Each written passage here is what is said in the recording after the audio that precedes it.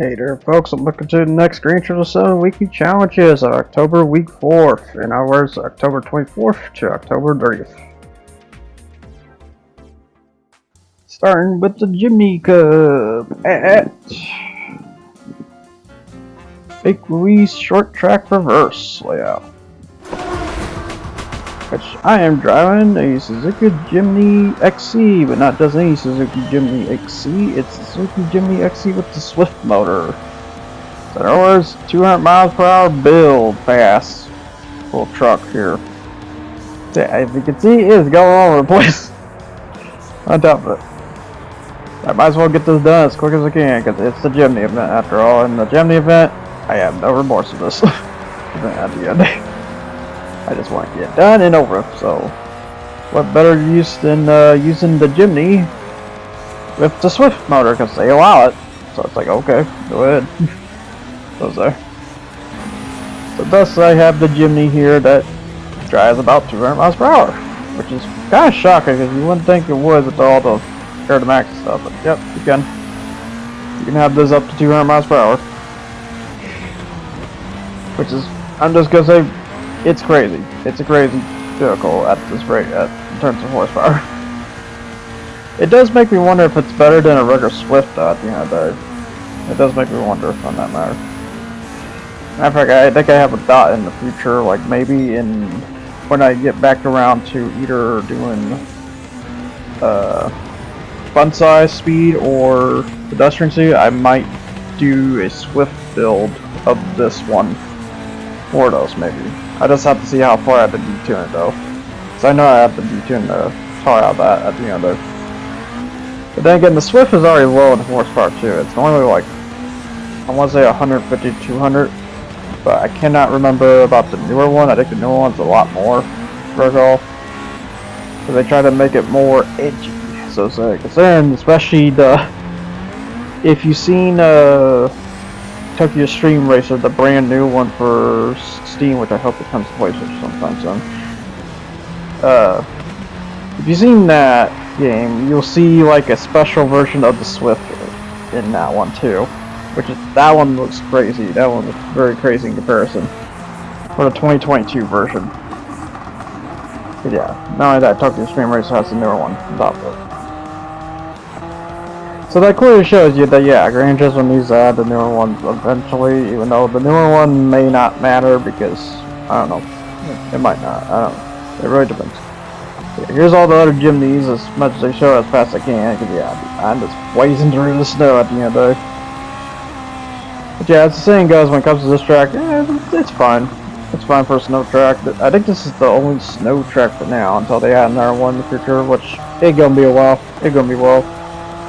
So with the update coming eventually around December here, hopefully it comes early December in that matter, I will say. Otherwise, just driving the Jimny to victory, as the thing goes. You see these little ones go at it. Which it is weird seeing the Sierra being slower than the regular XCs. The XCs are the K versions. The Sierra is supposed to be the pedestrian one. This is in case for those that are wondering. But yeah, that does mean the Jimny might be coming back for the pedestrian tryouts when I get around to that. Yeah, I might as well, because there's going to be a lot of interesting commuter cars for that one. I'm just going to say in advance. So on to the lightweight K Cup at Willow Springs International Raceway, streets of Willow Springs. That's a mouthful to say.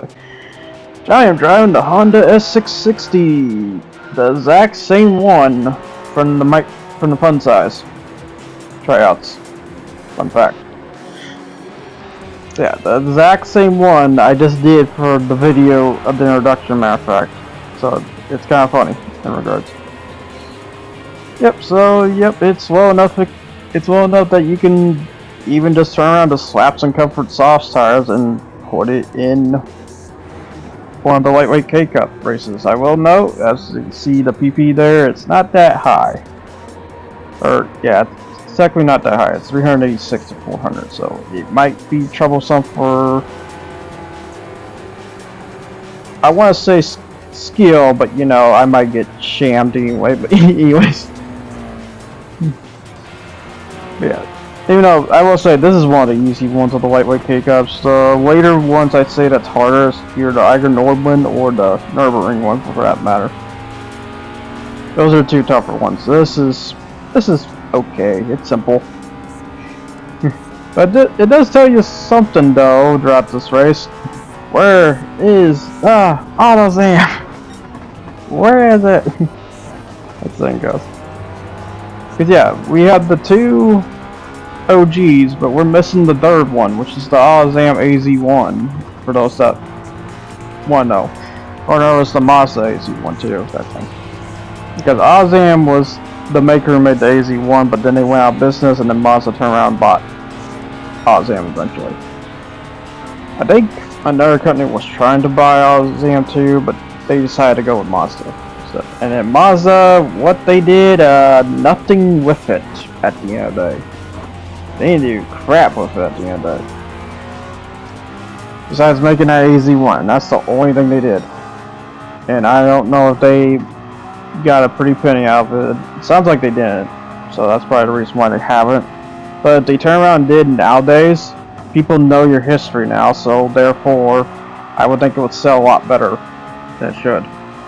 But just to play safe, I still say limit production of 500 at first for the first edition, and then if it turns out really well, then maybe go for 1,000.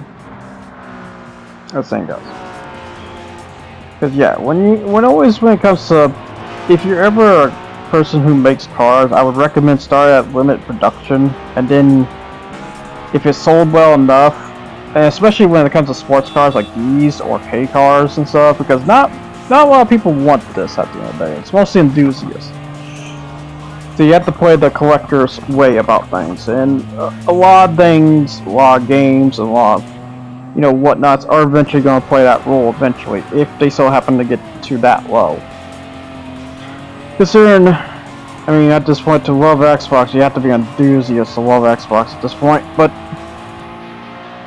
for cars case, though, yeah, it's best to play safe with the production at the end of the day, so that way you still didn't lost too much money out of it, but you lost a portion in case it sells flopped. So it happened too. So. Yep, here's the basic contenders from the Cappuccino, the S660 to Honda Beat, the Copen, or Daihatsu Copen, which is the only Daihatsu we have because we don't have the other Daihatsus. Because there's a bunch, just so. CERN, where's the story of rally car? For people that know in terms of Gran Turismo 2. Yeah, there's examples like that. There is so many K cars that I kind of hope Gran Turismo keeps on adding at the end of the day, because I do love K cars at the end of the day. They're just fun little pocket machines that you just go crazy with it at the end of the day. So you could just slap a Mazda RX-7 in a freaking Cappuccino and make that one of the most ridiculous, fastest little grade 4 machines I have ever seen. Because how lenient it is on fuel and how fast it just moves. It moves like no tomorrow. Yeah, if you want like the most broken machine in terms of Gran Turismo, get a Cappuccino with RX-7. You will not regret it. Well, you will somewhat regret it because you do also have to kind of tune it, but it's not hard to tune that at the end of it.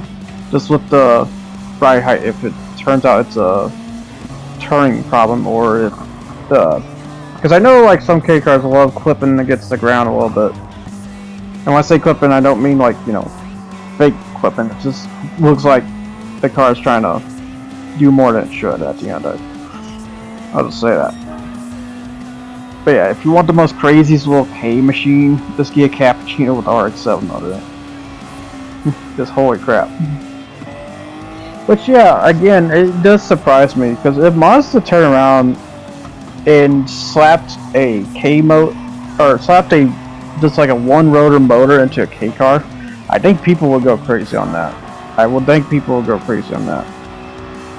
I'm crazy, but that would be one way to bring back a rotary engine at the end of the day. Since if I have anything to say when it comes to rotary engines, it just sounds like at best they're mostly a sports car than any other car at the end of the day. They have made a truck with a rotary engine. It didn't really work out that well. but it exists. Heck, I would say it loosely worked out well, considering nowadays there's a whole robo trend where you make street trucks and stuff, which I do hope that they add the Robo Maverick in this, because that'd be insane. That's a fun street truck, for example, they could do if they really want to. I don't know, I just, at the end of the day, I want a Maverick. I want something simple, you know. That I think it's simple, but you know, it might not be simple. And it's surprised they just haven't did it. On that part. I mean, is the Maverick technically bad? Maybe. I don't know. I assume not. Since it sold a lot, but that truck sold a lot. That was then people miss mid-size trucks and stuff, or miss mid-size trucks. So yeah, that was a mid-size truck, and it sold like hotcakes. Especially when it came to like the hybrid version, stuff like that. But yeah, back to key cars though, and we're not talking about trucks. Although, I mean, the carry truck is fun, so you know. There's that. I wonder if they'll do the panel van too. That'd be a funny one. Suzuki panel van. That was a K vehicle too. But yeah, K cars are just very interesting for the most part. But yeah, the reason why I kind of just slipping not saying much K cars, because I said the next event is also a K car one.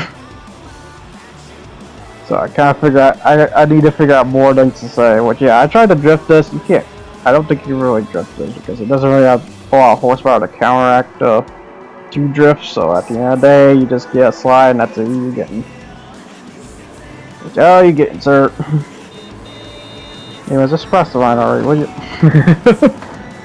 This thing goes on to the special event at Brands Hatch Grand Prix Circuit, which I am driving the Honda M1 RS, a one-make race for the Honda M1 RS. That I thought they were done, but no, they still kept going. They still are doing these special events for the Honda M1s, which I'm gonna be honest, keep doing them. Just keep doing it. This is a fun event. This is not a crazy event, I will mind you, but it's fun. It's its own fun measures, which I did something unique for this case because yes, it's just stuck with the wide body and weight reduction of 3. It's like, you know what? What if this car hit 155, which it did? What if I make a Super K series? I guess that's what I'm getting on to, basically at the end of it, which is 155 miles per hour in little K cars. I don't know if I could do every K car in 155, mind you, because if you want to know the slowest K car out of bunch, yeah, it'll be the Suzuki carry truck on that matter, sadly. And I'm gonna be honest, not sure why. It kind of is at the end of the day. The Honda M1's like the second to slowest, I will say. So, if you're not slower than an M1, congratulations, you can join the 155 mile per hour club at the end of the day.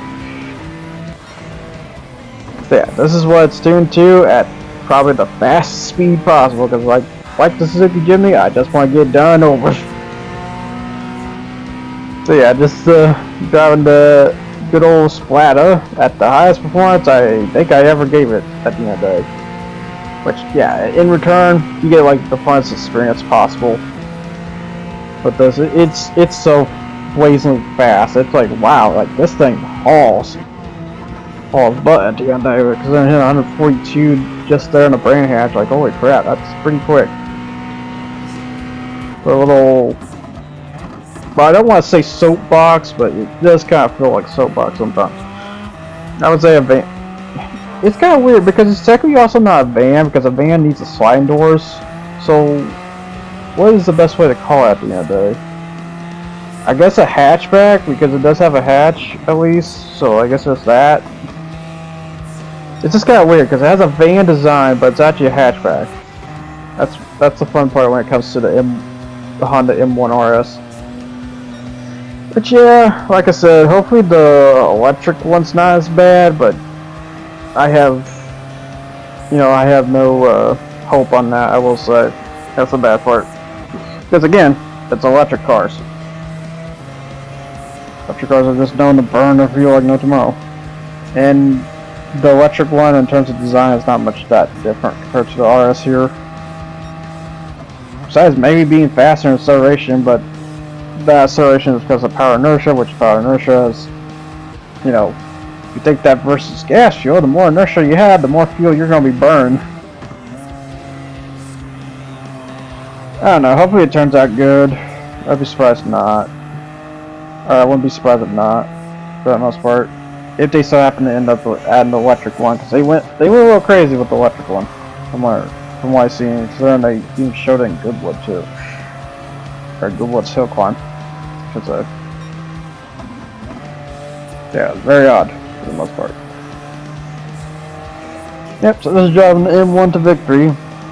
As I show you the finals of these M1s once again.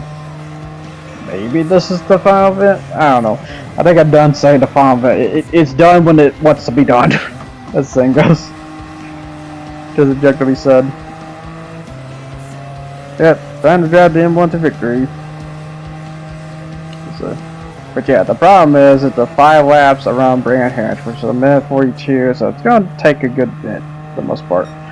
Trying to think about what else to say. Oh, I mean, I do realize one thing they could add in the future, and I think the vinyls based off of this too is the Honda City Turbo, which for people, if people know that or not, because yeah, there's the City, and then I know there's another one called the Honda Go, I believe. Yeah, Honda had a weird, creative kind of names and stuff. That's like there's the one that's called the Honda It. Or something like that, I think. Honda just had a lot of weird K cars at the end of it too, because yeah, these are like the sum of it. This is not like all of it, because they have a crap load of K cars. They were known for doing a lot of K cars too. Besides Suzuki, besides Daihatsu, technically besides Toyota, technically, because they're the Jimny's technically Toyota at the end of the day.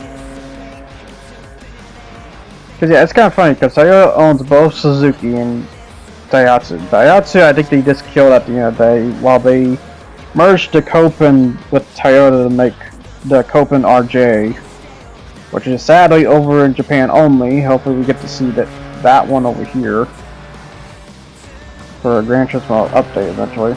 Maybe that might be one of the 8 cars, who knows. But yeah, it's apparently supposed to be 8 cars for the next update of 1.64, so hopefully that turns out good for choices. I know the FTO is one of them, which I am going to be happy. Again, I'm going to be so happy when we get to that one. But yeah, FTO is definitely one of my personal babes at the end of the day, I would say. And then with the physics of GT7, I'm kind of curious like how different is it going to feel nowadays. Hopefully not worse, but it can. I mean, because yeah, the problem is when you play throughout these Gran Turismo games, you will realize there's a change in the car eventually, and you don't know if this change is true to the car's roots or false, and you kind of blame on the game for, you know, giving you these physics at the end of the day. That's the fun feeling you get when you play through different iterations of Gran Turismo and stuff. Yeah, you may find one case, oh, this car controls like really good in this one, and in another case where this car controls like absolute ass because they fucked up somewhere. Yeah, I almost careened off the side there. Good God. I'm not 4 flat there. Like, oh God. Pushing a little bit more than I should. Yeah, hit him, what, a minute 37. Good Lord, that is quick. And by the way, that's only like 165 horsepower. I will say that's maxed in though. But yeah, it does make me wonder what kind of engine swap would they add to this? Because I'm just gonna say, no Civic motor, please. I do not want a freaking Civic motor in this. If anything I would suggest an NSX motor. I would like to see if they could do a NSX motor in this, specifically the 1992 Type R NSX motor. See if they could slap that in here. because that motor ain't that big either. But that motor does have a lot of relationship to the M1 technically, because the Honda City Turbo kinda, sort of, was the example of that, because I think they turned a City into an MR at one point and tried that, and then that's what led to the NSX, I believe, or something like that. It's weird on the origin of the NSX at the end of it, but it made them one of the most beautiful.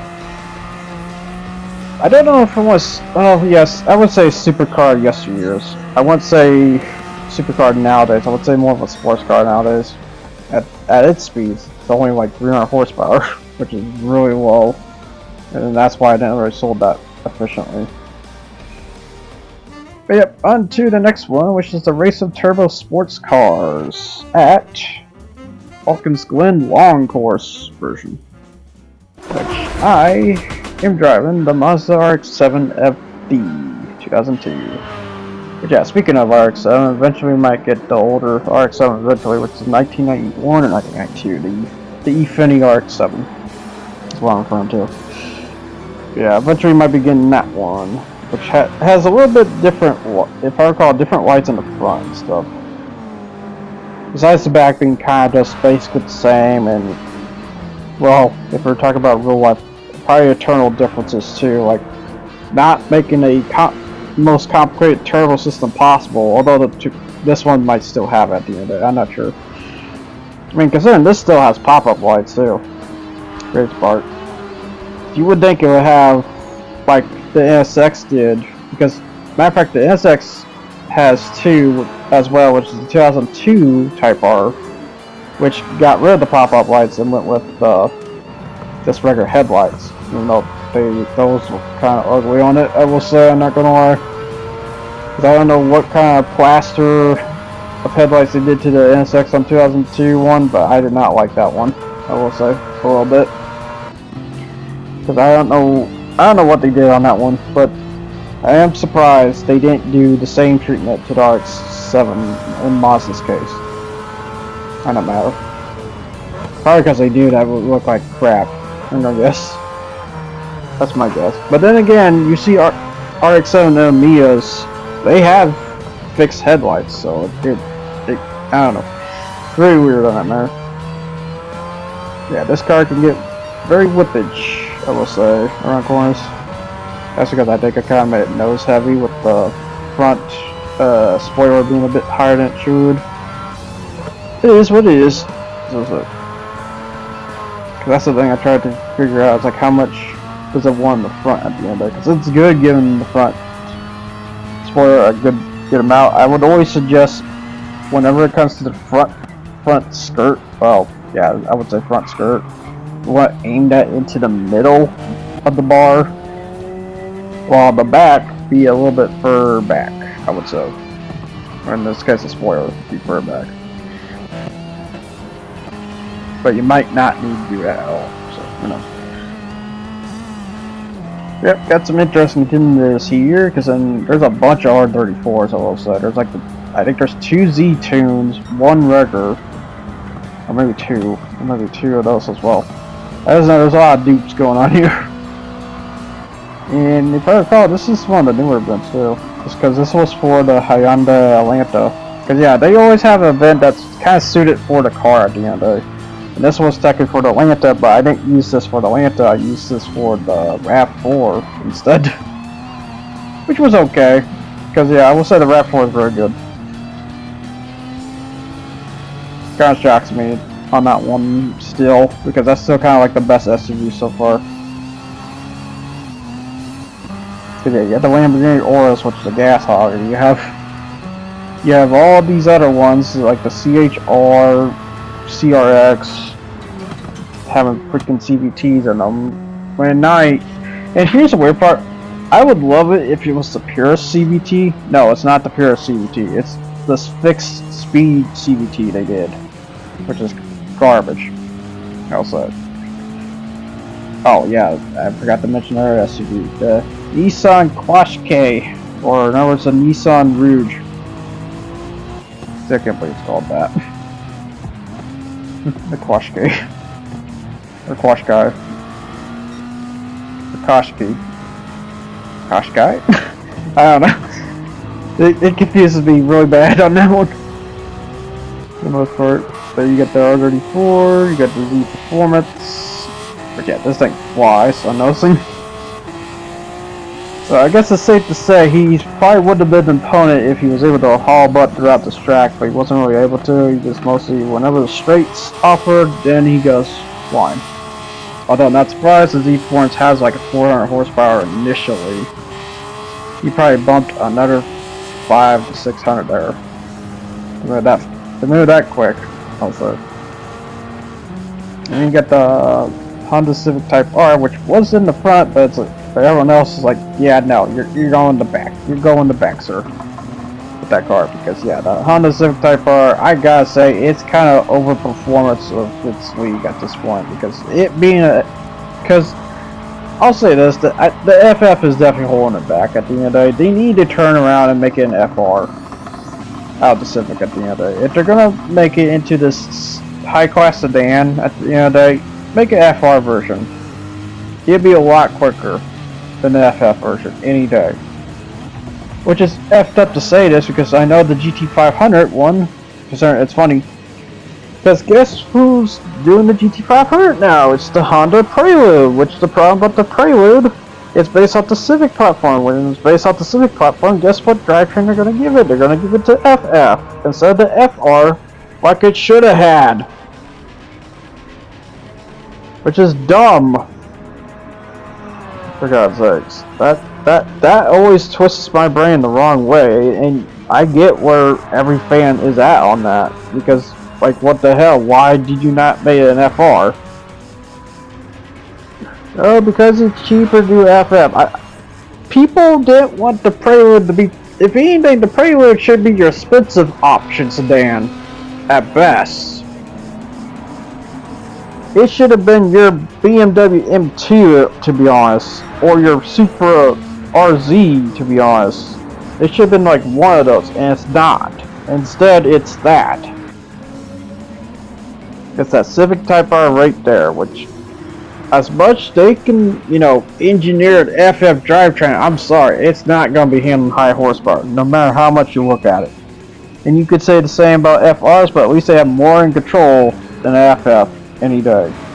When it comes to drawing performance, the FR draws a bit more performance than the FF does at that point. Now, if low horsepower though, and FF is fine. They were meant to be oversized go-karts at the end of it. That's what I kind of picture an FF as. Not that. Although the Elantra N is kind of an exception to that a little bit, but you know. I don't know, it's like sometimes I want to criticize an FF like that, but there's cases where I'm realizing too that an FF is actually technically pretty good too, but it just really depends. It just really depends where it sits. But yeah. Oh yeah, what was I talking about? Oh yeah, the Mazda RX-7. I forgot about the RX-7.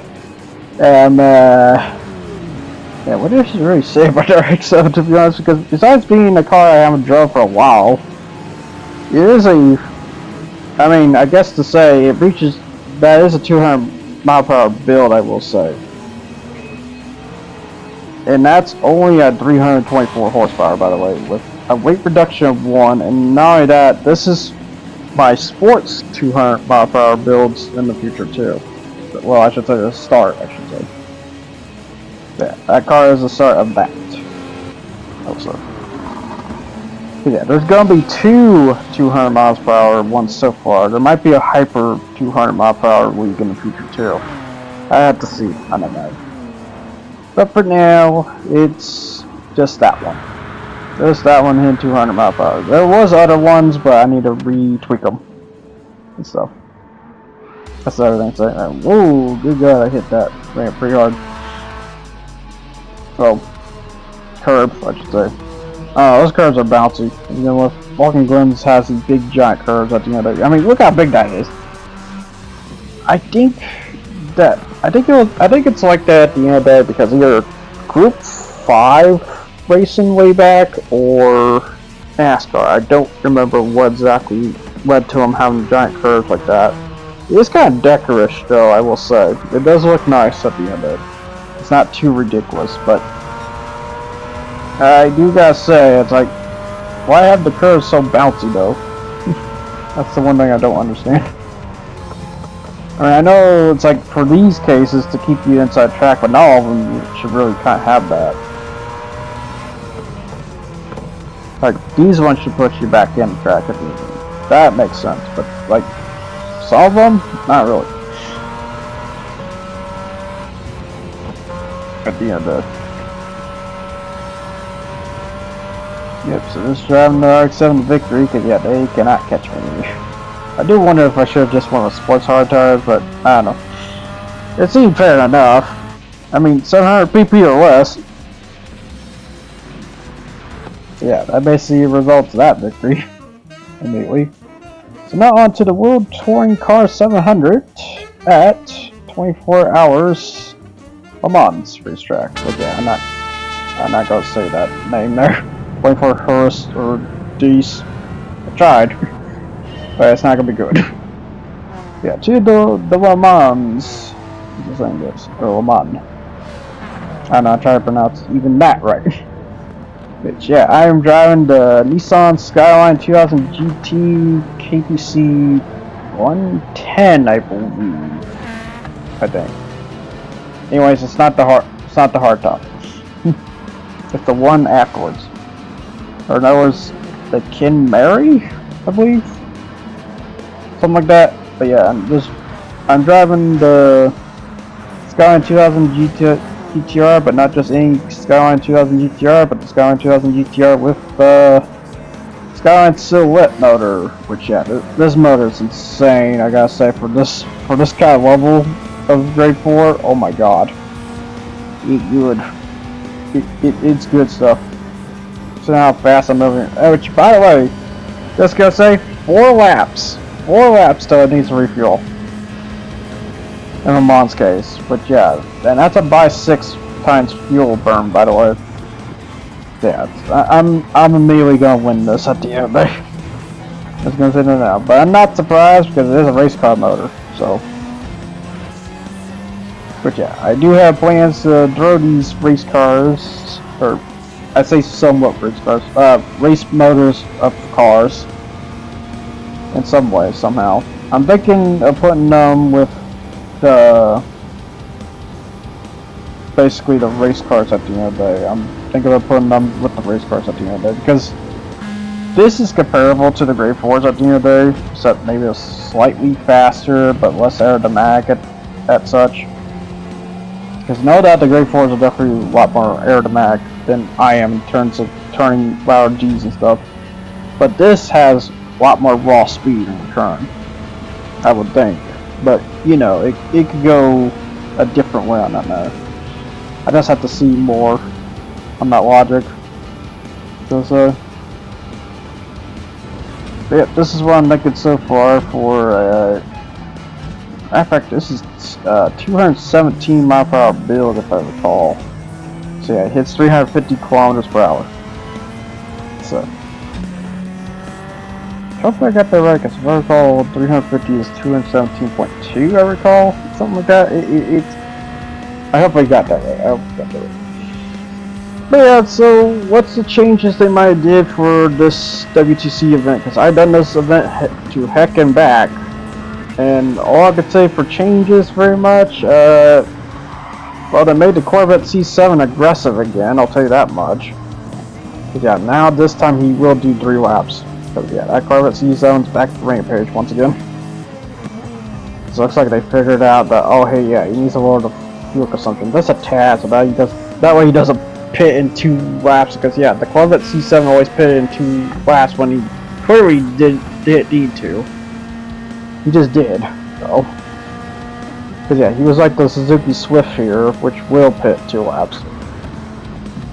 The Viper pitted 3, and then the Hurricane pitted 4, which is insane. But not as insane as mine. I will say that. Say on that part. But yeah, this is a 217 mile per hour build for the Skyline C110. Which yeah, after looking, yeah, I could I could safely confirm that the C110 is called the C110. That's like, oh, okay. The hard top one's called C10. Oh, it's like I could have sworn it's like, wait, is it that or that? It's like, oh. Okay. Yeah. So for contenders, we have the Audi TT Cup, which is like all the way in the back. Then we have the Alfa Romeo 4C Grade 4 in the back, 458 Italia Ferrari in the back, Atenza Grade 4 in the back, Toyota 86 Grade 4 in the back, BMW M4 Grade 4, terrible but in the back, apparently, Cayman GT4 Trezone in the back, Hurricane Grade 4 in the back, we had the Lancer Evo Final Grade 4 in the back. Oh. I just kept wanting to say in the back. It's in the back. You got Subaru WRX Grade 4 in the back.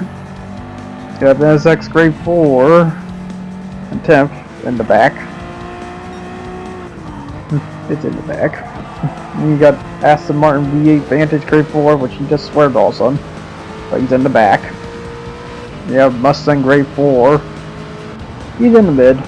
He's right around here. You have the Genesis G70 Grade 4 in the mid. You have the Supra GR Super Race Car in the mid.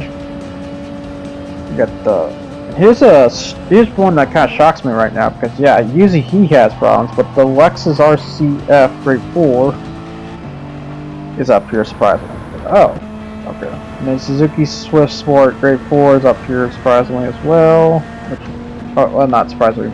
I take that back. I'm not surprised about that one. That one, I mean, considering what it did in Alsace, it has a high performance in some ways, but for some reason not for Le Mans case. Very strange. Regardless, but yeah, this time around the Corvette C7 is the nemesis this time around, which I'm not surprised because he kind of is a here and there. It's like sometimes he is one, sometimes he ain't. It's like as long as he's aware about his fuel. If he's not aware about his fuel, he'll just pit twice. Or he'll just pit within 2 laps, I should say. Instead of 3, like he should do. But he ain't doing that. Because for some reason the AI just kind of thinks, oh, maybe I should pit. No, don't pit. Then you just suck at it. And with the Mobile 1 Corvette C7 Grade 4, which, yeah, like, some of these are real, some of these aren't. And it depends on, I think, if there's a year attached to them, and if, like, example, like the GR Super Race Car, I think that's real. V8 Vantage, not sure. I think the A6 might be real. Maybe. The Cayman GT4 is real. The Italia's, I assume, gotta be real. I assume. And the Audi TT Cup, that's for sure real. Because then there's a year to it. But yeah, it is kind of interesting because that's one of the worst Audi TT cars out of the bunch you could drive, and it's really shocking because yeah, the Audi TT was an FF, or is an FF just to say, but it also is mostly offered in all-wheel drive, which is what people get that car in at the end of the day, because it's like a little baby R8 at the end of it, and fast. Like, that's a fast little car. Do not threaten that car. It's a fast little car. Running corners and stuff. But yeah, so basically just doing the WCC 700 here, which I think I said 600. My bad on that. 700 here, which yeah, basically just gonna blow through the competition with this specific build of car. Yeah, oh yeah, I'm gonna blow right through them. No problems on this one. Alright, what's up?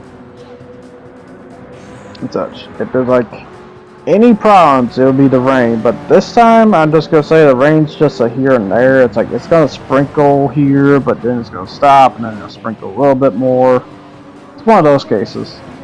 I will say. And stuff.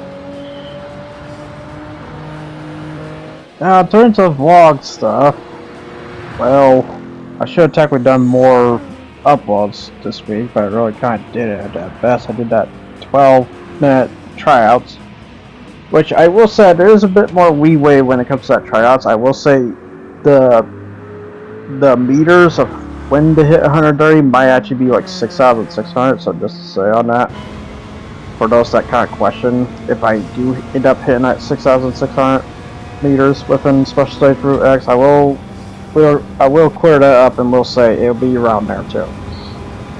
Yeah, there's gonna be a bit of a leeway, but not a whole lot. As long as it just gets there. I would say as long as it hits the 3,000 meter mark, I would say between 6,600 to 6,900. Because when you hit 7,000, I don't think you should increase it further, but I will slide and say 7,000 counts too. So technically 4,000 meters. 2 on that matter. Yep, so that's basically what I'm going to be doing with the tryouts in the future now. It's going to be just nothing but horsepower and, well, not horsepower, but miles per hour. I keep saying horsepower. I mean to say miles per hour. It keeps slipping to say horsepower for my saying for brain for some reason. I don't know why. It's blat. It's blat. But then there's kilometers per hour too. Like there's gonna be 300 kilometers per hour. There's gonna be 350 kilometers per hour, and then technically 400. Although I'm gonna hit 250, so technically like 402 kilometers per hour. But I'm gonna count that for 400 in this case. Just say on that matter. Yeah, that's basically what's gonna go down in the future for these tryouts in the future. I should have made a spider episode. I didn't. I don't know. There was just so much on the plate at the end of the day. There's only so much I can just end up doing. And is that excuse? Yeah, it's technically an excuse. So just call me a lousy crap stain at the end of it, okay? Well, yep. But it is what it is. I'm sorry. I just can't provide it all at the time. There's just those days. Just those days. And you will understand eventually as well. Again, I do this more of a hobby than a job, so there's that to be concerned of, I will say. And as a hobbyist, you have every right to not do a schedule if you so happen to feel like you don't need to. That's what I will say. And that's the thing now a lot of people won't understand, and as a result, you get a risk burn in return of that. But it is what it is, you know. Yeah, I'm not gonna lie, I am technically wasted, so I don't blame anyone who called me out on that one. Come on, call me out, I dare you. Anyways. But yeah, so this race is just not gonna take long. I will say I did cut it at some point. I'm just gonna show at least the first few of the laps and then the end point. Just right now, it just kind of shocks me. It's like, oh, the Corvette C7 being a nemesis again. Okay. I've been here once that time before. I'll do it again. What's that? But yeah, it just feels like at the end of the day, I'm driving the Skyline 2000 GTR. Just reminds me of the Jaguar D-Type, I think, Jaguar D-Type race car. Yeah, it reminds me of that, basically. It just reminds me of driving that too, because yeah, that can also go 4 laps too, because that's the other crazy race car. Cause yeah, like I said, I'm thinking about putting grade 4 versus race cars like this, for example, to have where you can just slap in a race car motor in at the end of it to see how ridiculous it gets. And to see how by performance if it's better or if it's worse, you know. Goes yeah, there goes all the 3 laps pitting in now. Besides for one car you'll see here, you have the Hurricane. Yeah, that Hurricane's a sneaky one. He's a sneaky butt, also, because you won't realize it until at this point. It's like, oh, here's your real opponent, the Hurricane, technically. I do say somewhat, because Corvette C7 will snag this position back here in a minute. I'm just surprised he got out of the pit that fast, though. So, good job. And that's it. Yeah, in terms of vlog, there's not much on the recording factor. Besides that, and then in terms of games, what I'm currently doing, well, I'm doing Power Wheel for one thing, but yeah. F you, Pokemon. Just F you. Just oof on that matter. Rare Power Wheel any day. Just any freaking day. I know it's not the same as Pokemon, but just God.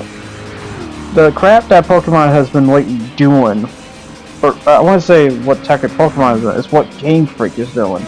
Because you know it has to be Game Freak at the end of the day. It cannot be Nintendo, it has to be Game Freak. Because they are the ones that, you know, play ball. They made the game.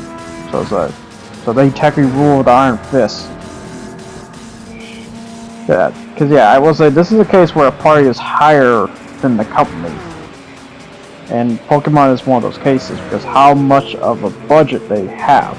And they also barely turn around, don't even spend it all as it turns out too, because they only spent like 20 or 30 mil just to make ZA there, which ZA is like one of the worst Pokemon games that fans do not deserve to be treated as. Especially when it costs $70 initially, and then another $30 for the DLC, and then another 15-20 plus for the subscription service that you have to pay just to do the online portion. And you may be wondering, wait, why do you have to pay the online portion? In case you want to get every item for that game on top of it. And oh yeah, let's just not have any abilities for your Pokemon on top of it too. Let's just destroy every factor to have that Pokemon have the ability. Which feels very bizarre because when you have Megas and stuff, and some Pokemon have like huge power, because I think the Mawile and the Medichom has huge power. They don't have huge power. Instead, what they get is an increased base attack boost, and that's all they're getting. And it's not huge either.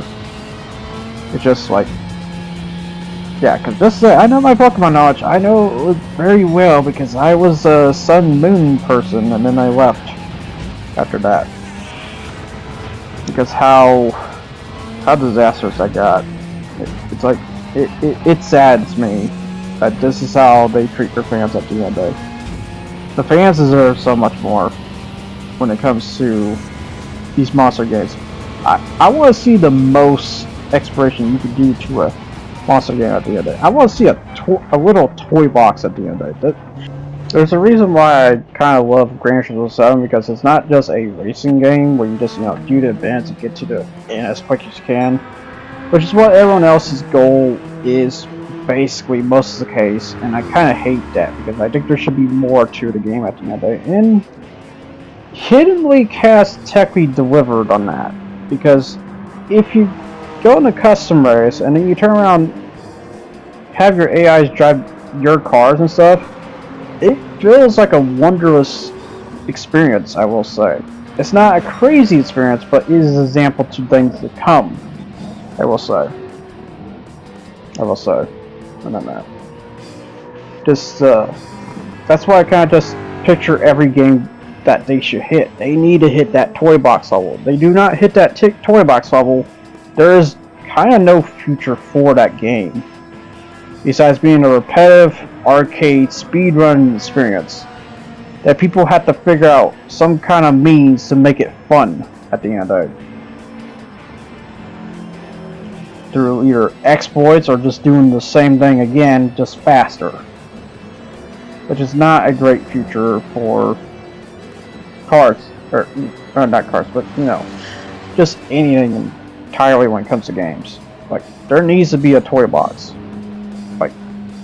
Like always. There always needs to be a toy box for things, because I mean, look at Mario Bros. It's like, okay, this is a game you just go from A to B, and then you got the game of nowadays for when it comes to Super Mario Bros. Well, you do have Wonder, which I don't know that's toy boxing at all, but what I'm gonna refer to is Super Mario Maker's series, which, yeah, you get to make your own Super Mario Bros. Levels, which is amazing, I will say. That's like one of the funnest things you can do. Because then you have, well, I say funnest things loosely, you always have some troll baits or something that makes some crap level at the end of the day, but you can always make a creative, fun puzzle level. Like, I used to make this Ghost Mansion one back on the Wii U days, because yeah, I was a Wii U Nintendo peasant. That's the thing, guys. Before the, you know, the Wii U kicked the can and went to the Switch, and I just said F the Switch and went to PlayStation 4 instead. You know, even though everyone loved the Switch at the end of the day, but you know, it's kind of more of a swatch to me. So it still feels like a joke. I'm sorry to say.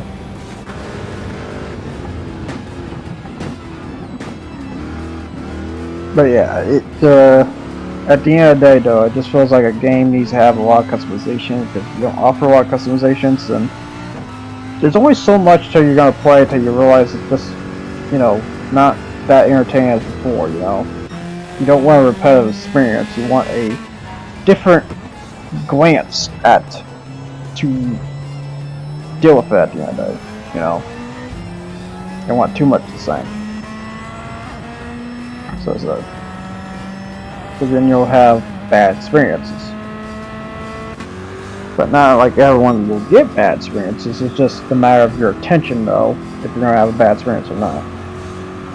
But yeah, overall, so basically what happened to this race at the end of the day, it rained a little bit, and that's kind of really about it, what happens afterwards, besides the Corvette C7 trying to keep chase on me, but like, good luck on that. It's kind of funny though that the Hurricane's trying to take his position though. Because yeah, like I said, the AI who drives the Hurricane, he starts getting faster and faster eventually. Which, you know, that's kind of like a human person learning to track a bit more and more as they go on, but it's kind of an interesting factor on that. Which I see that's why they made the whole progression thing, but I also think it's kind of bad because in some cases they're outright going faster than a human player would go. So, you know, it's just weird. But yeah, that ends the WTC 700 at the end of it, which, thank God, there was a lot of time on that one. It was like 20 or 30 minutes, or no, I would say 20 minutes there. And that's supposed to be the 30-minute race, so it's a good thing I caught a portion of that. But here we go, starting with crap. This is turbo parts for the BRZ drift car, which that's just for dailies. Which I have a daily from yesterday too. Let's just, oh well. We'll get with this. Probably packet change. Who wants packet change? You want packet change? Gonna buy a bag of peanuts with that? Better. Anyways, there's 100,000, 200,000.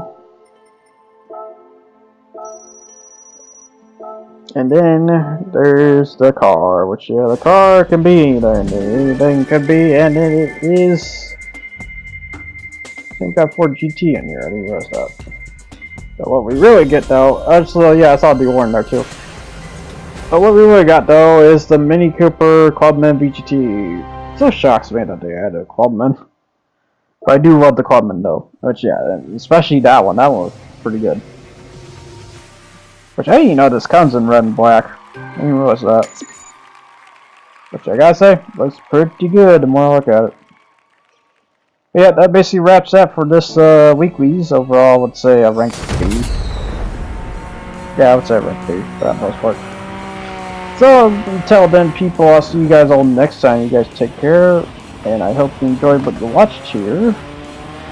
For now, enjoy this little teaser of me just driving the M1, beating the tar out of the Clubman Cup Plus 550, which you don't know, that's one of the tough races you could do. I'm just kind of shocked it did it at the end of it. But until then, people, I'll see you guys all next time. You guys take care, and thanks for watching. Thank you.